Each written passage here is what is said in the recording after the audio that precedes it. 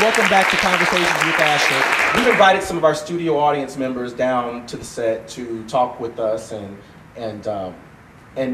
ask them questions, and maybe they can get some good advice from our panelists about education, child, youth development, things of that nature. But before we do go into that, Dr. Warren, you had something so awesome that you were sharing with us during the break. Talk about that. Well, yeah, it's an epiphany for me. I'm a mother of a 9-year-old and a 16-year-old, and teach high school students. And I think would really help parents of teenagers. Teenager is new. There is really no such thing as a teenager. When we, our grandparents, you grew up, you were a kid, and then you were an adult. You were raised to go out into the farm, and you were raised to go on out and be a part of the world. Now, as the Industrial Revolution came, we had to keep kids in school longer so that they could prepare to have jobs. So our biological bodies are not really teenagers, they're adults. So we're fighting people who are really kind of ready to be adults, and we're trying to keep them kids. So what I learned in my reading is that as parents, we need to make sure that when we get teenagers, we're talking to them like young adults and not just trying to force them to do something that may be totally against what they're thinking and what we're thinking. And if we talk to them and be a part of the decision-making process on what they feel is good and what we feel is good, we'll have better relationships with our kids. And better That is fantastic. I mean, because if the truth be told, if you look back in historical times, no teenager. There was none. No. And by the age of 17, 15, truth be told, you were already an adult, and you were already, and you had your own family. You were marrying, you were going to battle. You were doing those types of things. So let's really look at this thing and re-examine how we deal with our youth. We might see some phenomenal turnaround. And what I'm learning here is not so much if the youth turn around, if we turn around as adults and parents, if we turn our thinking and straighten up and fly right, then maybe they'll straighten up and fly right. They learn it from somewhere. They learn it from somewhere. Nice. And so we have one of our guests here, Miss Janine Bain. She's going to, she has a question that she would like to ask. Go ahead. My question is about those parents who don't know how. So you talked about calling parents and how it begins with the parents, but what are the schools doing to help those parents that really had no example become a better example? Excellent question. I can speak to what we're doing currently in our school and in our cluster of schools that I work with. We provide, through our counseling department, classes for parents to help them know how to help their children. We collaborate together by finding out what the parents need help with. We do surveys. We find out what parents are feeling that they would like more guidance with. And we have those workshops at convenient times so that parents are able to come. We make them part of our PTSO meetings or other times whenever parents just kind of need that. And we keep an open door policy. Excellent, excellent. All right, and we have now Sean. What question did you have? Actually, I had a comment about how some kids are raised to think that they have some power in the house when they're actually supposed to be under their the adult, their parents or guardians. So that's what they think they're supposed to do. So you're saying that they would, oftentimes they feel like they've been told that they have authority.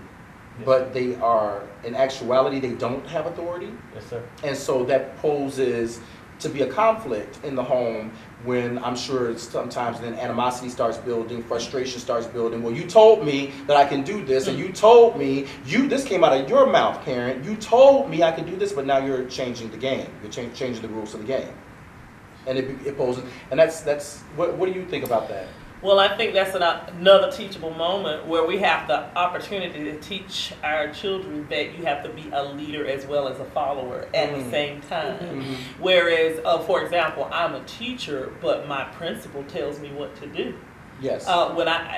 Here's the big thing I teach my kids. They really want to grow up and be free. Oh, I can't wait till I'm 17 or 18 so I can do this and that. And what I say is freedom's not free. Mm-hmm. And so the freer you are, the more responsibility you're going to have. Mm-hmm. So no matter how free or adult-minded you feel you are or you want to be, actually that's more restraints that you have. There are more rules and regulations in the work world and the school world. And so you got to learn to be both. You got to be a leader and a follower. And when the consequences come, at that point, they come directly to you and not to your parents. So you have to be ready for that. And the most free time that you have, it's funny because the most free time that you do have is when you are not an adult. Right. That's the most free time that you do have. And I think any adult here can identify with that. But I think it's great that you had that observation because that's a very real situation. But I think when we start dialoguing with our youth and dialoguing with our teenagers and explaining these types of things to them, that we'll get better results with them. Mm-hmm. And then maybe if we can give them some of those moments, take them on those journeys with us, take them out to see what we're talking about. This is what I mean when I say that. And so I think that would be fantastic.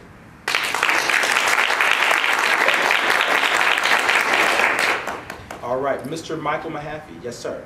I have a question with you guys, one being an educator and one a principal. I had a meeting with my son's teacher this past Thursday. He's in pre-K. And it was just a progress report meeting, and she was explaining to us some behaviors that she felt that he was exhibiting that were quite contrary to what we know to be true about our son. And it was very difficult for me to receive what she was saying he was doing because I've never seen him do that. Mm-hmm. I've never been around him to see him hitting other children and pushing other kids down, that type of thing. Now he is the oldest and we have a baby, so he doesn't have any other cousins or friends just yet that he can learn to socialize with. But I couldn't help but think that maybe the teacher was not completely accurate. And myself, I've been in the classroom a time or two and I've seen her not have the most control over the classroom or not be the most efficient in classroom management. And so I couldn't completely agree with what she was saying, but I don't want to be one of those parents that says, no, not my child, because he very well may be doing that, but I'm not completely trusting that what she was saying was accurate. So I just want to know what you guys thought I should do to proceed. Very familiar theme, actually, with the younger children. Mm-hmm. And thank you for acknowledging that parents have a role in this whole developing of the child. You did say that you're involved and you've been in the classroom, and that's good. Do that. Continue to do that. I will say that often, and you mentioned that there's a baby in the house now also, but often what you see at home is different than what we actually see in the school. And then if there are circumstances that may be bringing out certain behaviors in a child at the school level because maybe they feel even more safe bringing those behaviors out at the school level than they would at home. Okay. Sometimes that's just a reality, but being involved and seeing what's going on is very, very helpful to what's going on in the classroom. And if you've got concerns about the teacher's classroom management, feel free to speak to the administrator about that, but everything is in the presentation. You're not going in to get you're not going in to get the teacher, but you do want the principal to be aware that you do have that concern, and does the principal have any insights that she or he may be able to share with you. And Bonnie, we'll leave you with the last word. Well, and I would say in that situation, ask the teacher, what do you think is going on in the classroom that would make my son do that? That's another good. And therefore, it puts it in everybody's hands. Like, okay, he may be doing that, and he doesn't do that at home. So what's happening in your room that would make him want to do that? Gotcha. Because you can't be there all the time. Absolutely. And that right there, those types of questions right there are thought-provoking, and it requires everybody to get in the solution process rather than putting one person either on the defensive or another person within being the only ones to come up with a solution to the problem. I love that. I love that. I love that. Well, everyone, We have had a phenomenal show this morning, and we are so excited for our guests on today, Dr. Bonnie Waring and Dr. Winnie Johnson. And we are so excited about the things that they have been able to educate us on. Tell us a little bit, before we close out the show, tell us where we can find you, tell us where we can contact you, tell us a little bit about what you're doing in the community or something that's coming up with you or your school and something that's happening. Plug your school, talk about. Plug our school, Dutchtown Elementary, where we are a family of learners. Yay. That is part of our mission statement. We live there. It's one of my favorite places to be in life, at my school. And you're welcome to come and visit us. You mentioned McDonough, Georgia. It does seem like McDonough, but it's actually Hampton, Georgia. Hampton. It's actually Hampton. Visit us. We welcome company. We're proud of what we're doing at the school, and we kind of like to show it off sometimes. I've been to the school before. I've seen what they do. They do phenomenal work out there, and I'm so proud to be able to invite you on today to thank talk. You for having me. Thank you so much. Yes. And now, Dr. Waring, talk to us about we're soon to be Dr. Waring. You deserve every bit of that. All that education, all that hard work. Glad you said all that hard work. But yes, I do lots of things, as you well know. I'm jack of all kinds of trades and try to be master of some of them, right? But yes, I do work at Lovejoy High School. We've got a big plug in for them right now. We're going to the state final.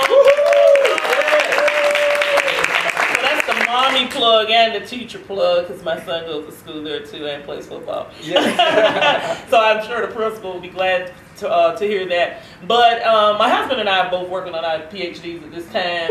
And we're very excited. We are looking to do a lot of things with mentoring young people, and we do that already. And we're excited. We're going to build a program, sort of opportunity to get some male mentorship, female mentorship, separately, but yet merging it at the same time. So you're going to look to see us on the college scene, really going out to a lot of the HBCUs and other colleges, getting the youth involved with looking at higher education, because the way the economy is going now, and you can't just make it, you definitely can't make it without a high school diploma, and at this point you definitely need a college education. So we're trying to definitely let people who normally wouldn't look at college and wouldn't look at higher education and bring them into a fold and let them meet mentors and give them an opportunity to go to higher heights through this realm of education. So you look for my husband and I out there and be Dr. and Dr. Waring, hopefully. Yes, very soon, very soon.